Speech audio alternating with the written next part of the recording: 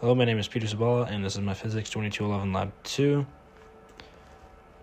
Our introduction, here's the purpose, to show the effects of drag on the motion of a projectile and the different models that we use. The first model was in lab. We recorded the video of a paper ball being thrown, and then Tracker was used to record this data, and we made a glow script code based off of that. So here's some fundamental principles we have, and equations. We have the net force equals the sum of all the forces. So the force of gravity plus the force of drag in this case. The drag force is going to be bounded by this equation here. It's always in the negative direction of motion, so you have that. And then the B is our drag constant and its relationship to velocity. Here's the position update formula, which we'll use to code in GlowScript, and the vertical motion equation, which we'll use to code in GlowScript, and the velocity update formula will be used to answer one of our discussion questions. I think it's important that we mention what drag is. It's a resistive force exerted by a fluid that opposes the motion of an object moving through it. The initial conditions for this lab, we took a piece of paper, 0.67 grams, and crumbled it into a loose ball, and it was held motionless at 1.7 meters high. The system for this lab is the paper ball, and the surroundings are anything acting on the paper ball, so the earth, the air in the room, and the person throwing the ball. The methods for this lab, we videoed a ball being thrown from starting point until it reached the ground, and the motion was then modeled with Tracker and predicted with and without drag using GlowScript. This led to these results where in GlowScript the motion, there's a clear difference between the motion of the ball when drag is accounted for versus when it's not. When drag was not accounted for, the ball went much farther went slightly farther than when the drag was accounted for. And in both the GlowScript models, the ball went farther than the experimental data, which shows that there's probably other forces or factors or variables that we didn't consider acting on the ball. Here's our lab video, the paper ball being thrown. Good, yeah. That was pretty. So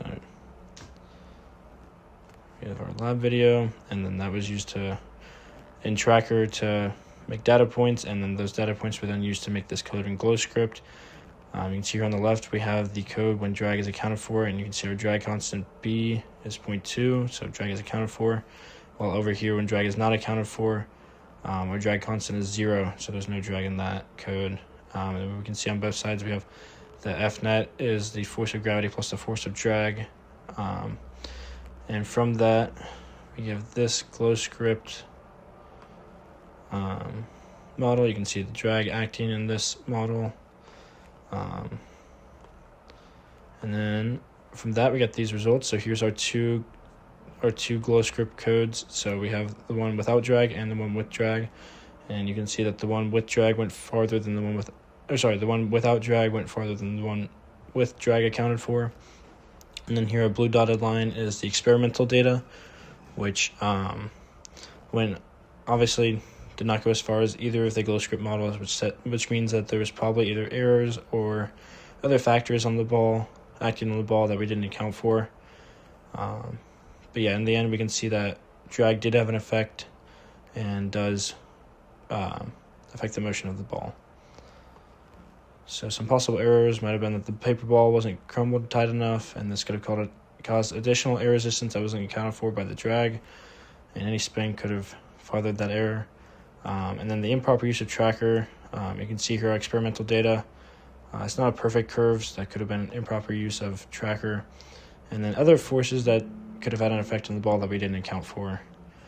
For our discussion questions, in the end, our ball did not reach terminal velocity because at some point the velocity would need to be constant due to the force of the drag canceling out the force of gravity. So your net force would then be 0, meaning that your velocity would be constant. But at no point did this happen, and we had a constant acceleration of gravity in the lab. But a similar experiment that might find the terminal velocity of the paper might be to throw it from just a much higher height, like out of an airplane.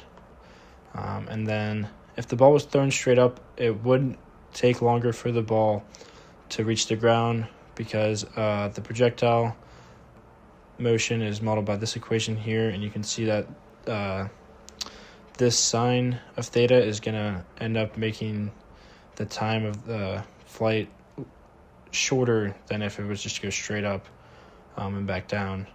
So in the end, if you threw the ball straight up, it would take longer to reach the ground than if you threw it as a projectile. And so that's this lab.